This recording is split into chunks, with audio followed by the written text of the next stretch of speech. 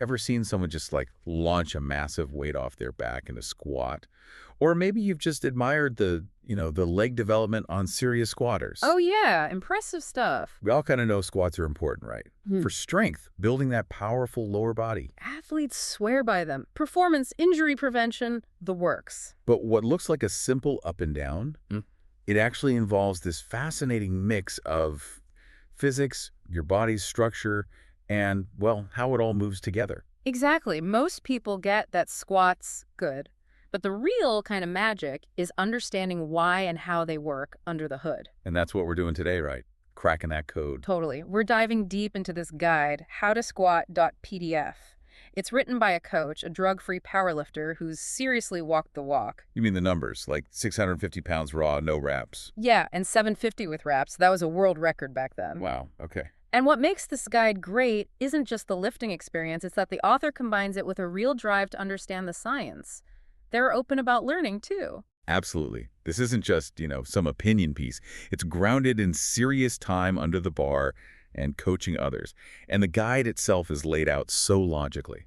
Starts with physics, then anatomy, biomechanics. And the really practical stuff like setup, execution, fixing problems. It's like a shortcut. Exactly. And that's our mission today for you listening. We want to give you that shortcut, the kind of Cliff Notes version of squat mastery. Pulling out the most crucial bits from the guide. Yeah, whether you want bigger legs, better athletic performance, pure strength, or just want to finally dial in your form. Or even just understand why your squat looks different from someone else's. Right.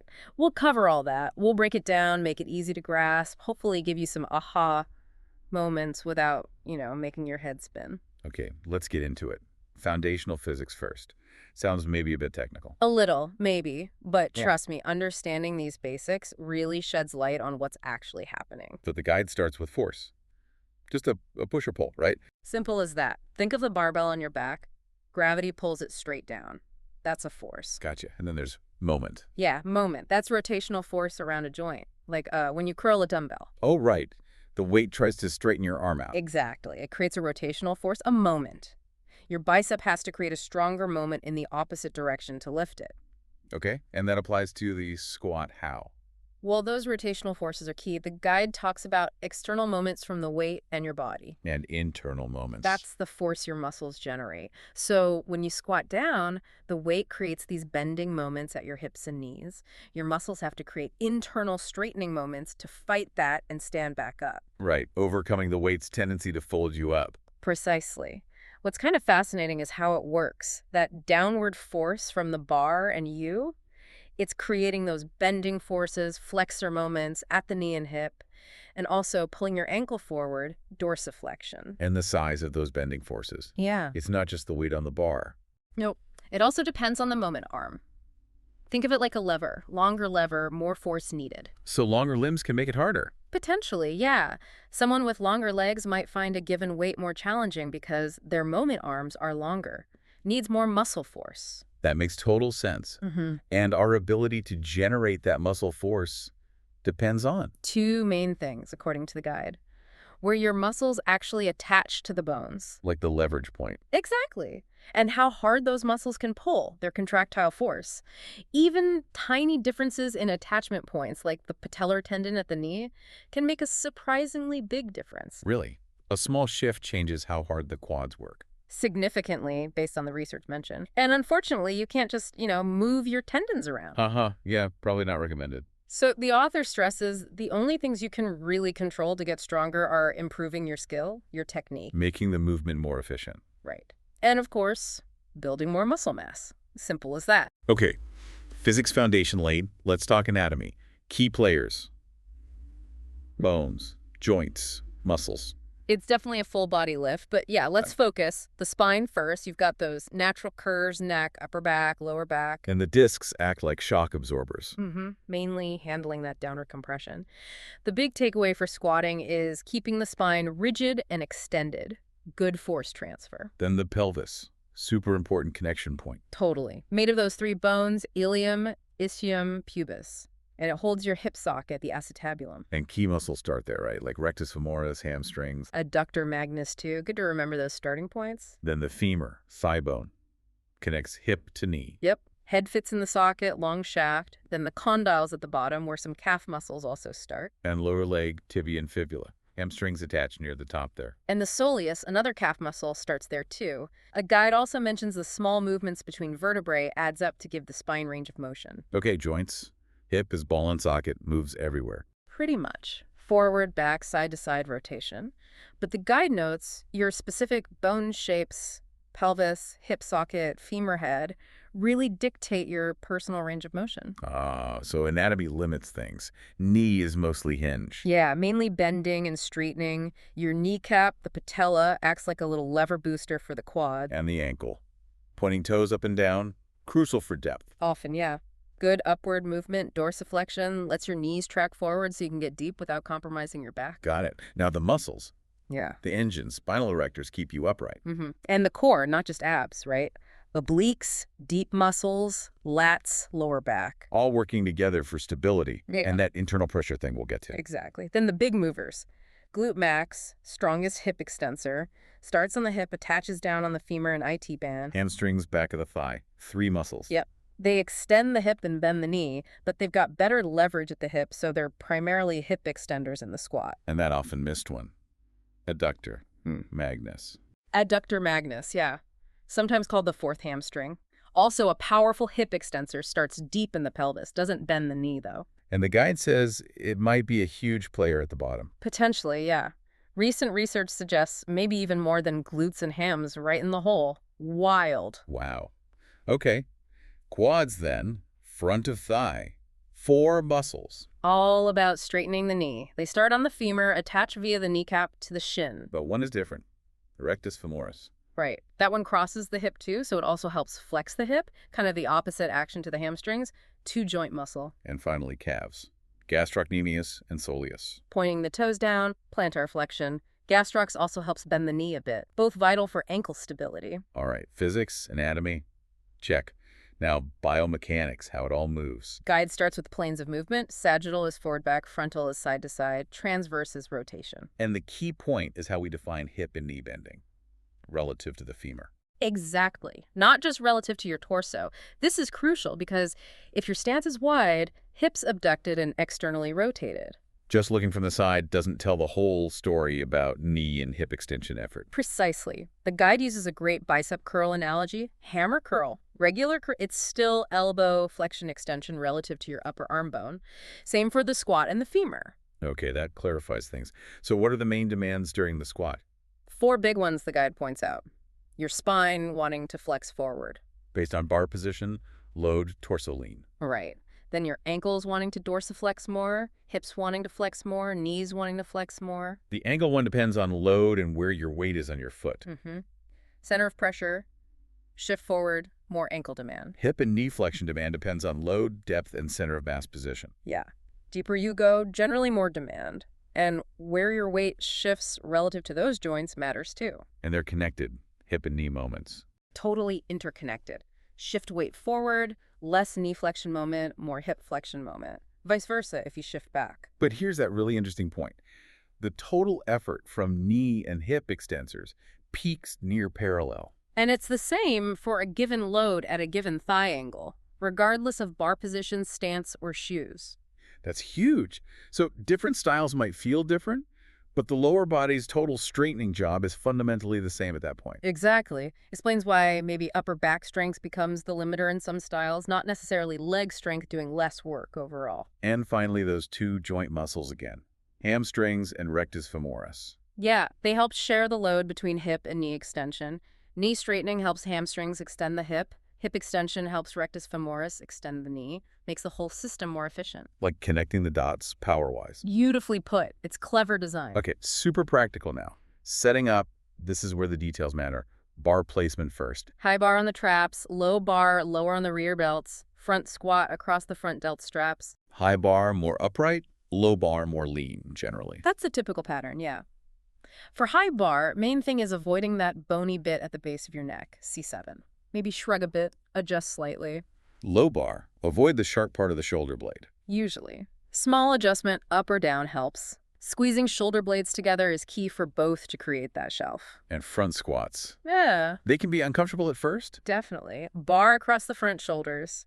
The guide stresses rounding the upper back forward a bit scapular protraction to make a solid shelf. Feels weird, but necessary. Okay, hand position.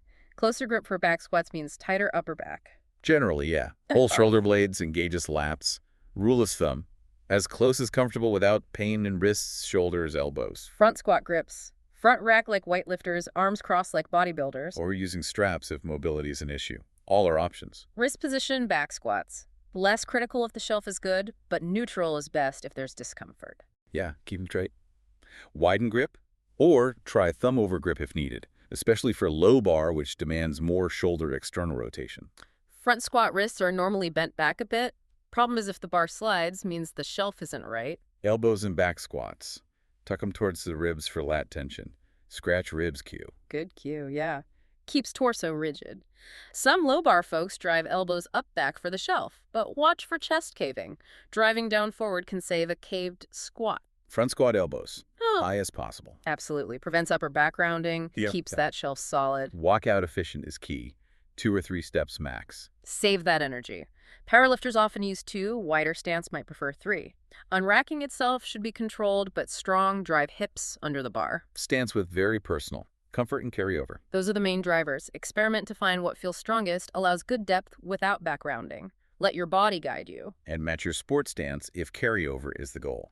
Powerlifters might go a bit wider to hit depth easier. Can help hit parallel and get that stretch reflex. Wider also hits adductors more, maybe easier on the back for some. Foot angle follows knees. Toes and knees point same way. Generally, yeah. Around 15-20 degrees out is common.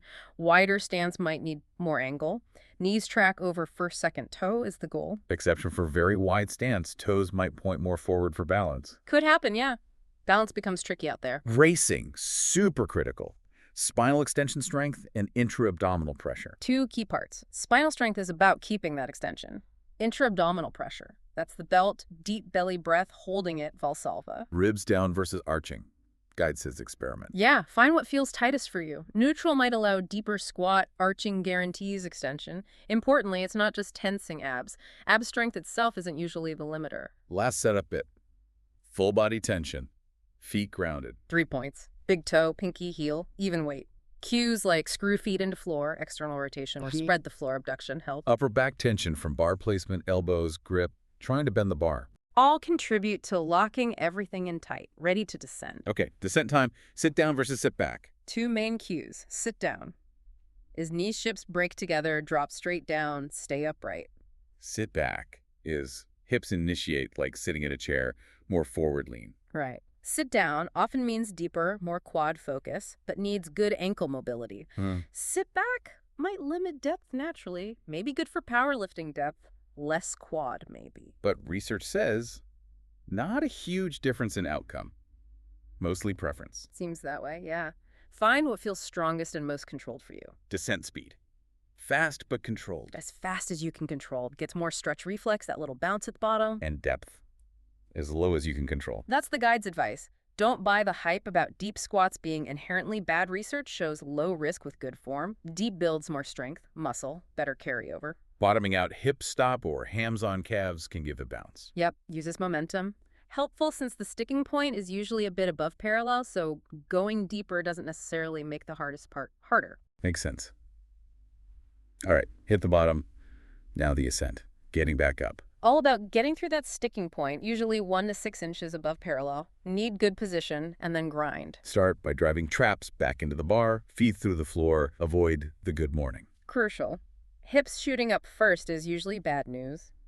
Maintain that forward lean you had at the bottom until you're past the sticking point. Unless you were super upright at the bottom. Right. Then you might lean forward slightly coming out of the hole. At the sticking point? Huh? Keep driving traps back, push hips forward under the bar. Exactly. Think like a deadlift lockout. Chest up, hips through. Research shows hip extensors work hardest there, driving hips under shifts load towards the quads, potentially stronger in that range. And explode. Drive hard every rep with good form. Always. Intent matters. Okay, let's talk diagnosing your weaknesses. How do you know what's holding you back? Good question. If you consistently do that good morning squat, hips rising way faster than shoulders. That's probably weak quads. Good indicator, yeah. Fix with front squats, leg press, hack squats, single leg stuff. What if there's a huge gap between your squat and deadlift? Deadlift way higher. Like 15–20% or more. Guide suggests that might point to a core bracing issue. Not necessarily core strength, but the skill of creating that pressure. Because squat and deadlift numbers should be closer. Arguably, yeah. Given the ROM, knee movement and squat, momentum, if they're miles apart, bracing practice is likely the key. And if it's not quads, not core, it's probably hips. Likely hip extensors, yeah. And the best fix, more squats. Haha, of course. But accessories help too. Definitely. Good mornings. SLDLs, hip thrusts, GHRs, back extensions, banded kneeling squats, all good options. All right, let's hit some common questions and issues. Safety first. Guide stresses. Properly done, squats are low risk. Avoid lumbar flexion, excessive knee cave. Healthy tissue adapts. Butt wink. That rounding at the bottom. Problem. First, differentiate. Is it actual rounding, or just returning to neutral from an arch start? If it is butt wink, can you even squat deep without it? Might be hip structure. If it's control, not structure. Goblet squats, progressing to back squats, partials with pins, core work like planks can help build control. Mobility issues limiting depth. Guide suggests looking for specific mobility resources for assessment and drills. Why do people squat so differently? Goals in anatomy? Big factors. Powerlifting versus weightlifting goals, plus individual stuff. Hip socket shape, femur length, ankle mobility where muscles attach, strength levels, huge variation. Should everyone squat ass to grass? Nope, not possible for everyone anatomically. Mobility work helps if it's a restriction, but don't force it if it causes pain, like hip impingement. Our path doesn't have to be perfectly vertical. Especially with lighter loads, no. Body's center of mass is behind midfoot. Keep pressure over midfoot is the key. Bar path depends on bar weight versus body weight. White stances here. Not always. Not universally. Hip structure again. Total knee hip demands are similar 3D. Advantages are adductor work, maybe easier depth for powerlifting. Eye focus. Fixed point for balance. Up down doesn't matter much for injury. Find a spot, stay balanced. The old looking down causes injury idea is likely unfounded. Elbow pain. Often thoracic or shoulder rotation issue. Common cause, yeah. Strain on medial elbow. Try wider grip, thumb over, mobility work, switch to high bar. See a PT if it persists. Building quads with squats. Longer ROM best.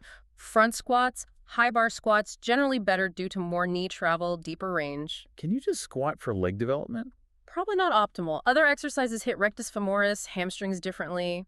Leg extensions, RDLs, leg curls, GHRs add value. Variations help too. Knee or back pain. Check technique first. Absolutely. Knees caving, heels lifting, back rounding, fix those first. Persistent pain. See a PT. Guide points to other resources too. Knees caving in. Valgus. How much is too much? Depends. Is it causing pain? That's the key indicator. Try narrower stance, band around knees, dedicated abductor work. Bar uncomfortable on shoulders. High bar. Maybe slightly lower on muscle, not bone. Low bar. Adjust slightly up down off the scapular spine. Front squat. Kind of normal at first. Nerves adapt. Weight shifting forward, losing balance. Drive traps back aggressively. Stay tight. Tight ankles. Test mobility first. Could be weak calf squats. Yeah, do a knee-to-wall test. Often it's not true tightness, but weak calves not controlling dorsiflexion or weak quads keeping knees back. Weightlifting shoes can help if it's a real mobility limit. Weight shifting to one side. Pretty common asymmetry, usually fine. If concerned, guide suggests external links for advice. Squatting below parallel mandatory. Only for powerlifting. But better training effect if you can do it safely. Most can with practice. Anatomy can limit some hip socket depth differences. Stu McGill's Celtic versus Dalmatian hips idea.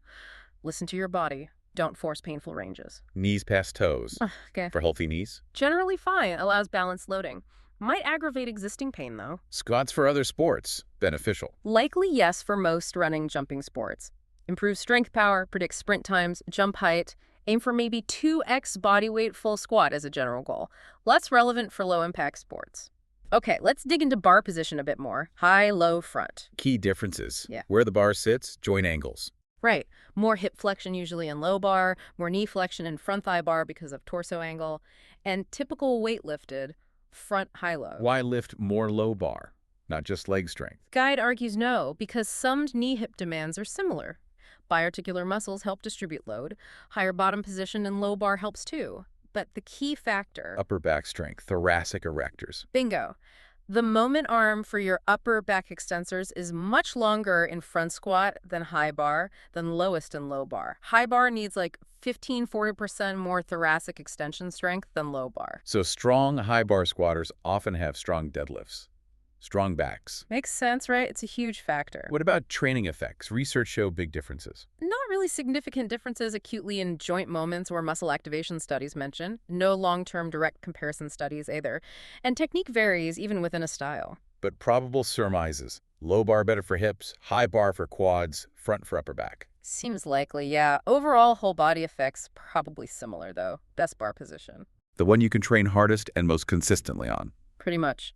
Powerlifters should probably try low bar. Weightlifters need front high bar, everyone else. Personal preference, find what works for you. Last section. Equipment. Belts. Get one, use it, helps IAP, but don't neglect beltless training too. Knee sleeves versus wraps. Sleeves, warmth, compression, maybe slight weight boost. Wraps, significantly more weight via elastic energy, but can be a crutch. Use sparingly, mostly heavy attempts. Shoes. Solid sole is key. Raise heel versus flat. Preference. Try both cheap options first. Chuck's wrestling shoes for flat, basic weightlifting shoes for raised before dropping big money. Specialty bars, bands, chains, necessary. Fun, can be useful. Safety squat bar for shoulder issues. Band chains might slightly help strength, not essential. If using band chains for raw lifting, limit to maybe 20% of 1RM to keep it specific. Avoid joint stress. Okay, let's bring it all together. Key takeaways for you listening. Squats look simple, but there's a lot underneath. Physics, anatomy, biomechanics, all shaping technique and results. And while you can tailor bar positions, stance, execution, core safety principles for spine and knees are non-negotiable. Absolutely. And remember, squatting is highly individual. Use what we've talked about, experiment, but most importantly, listen to your body. What feels right and works for you is key. Definitely. Don't just copy someone else without thinking. And if you want more, revisit sections or check out the original howtosquat.pdf. Think about how this applies directly to your training. Right. And here's a final thought to chew on. Knowing how connected your hip and knee muscles are in the squat, how might even small things in how you stand, sit, move every day be subtly impacting your strength and stability in ways you maybe haven't considered before?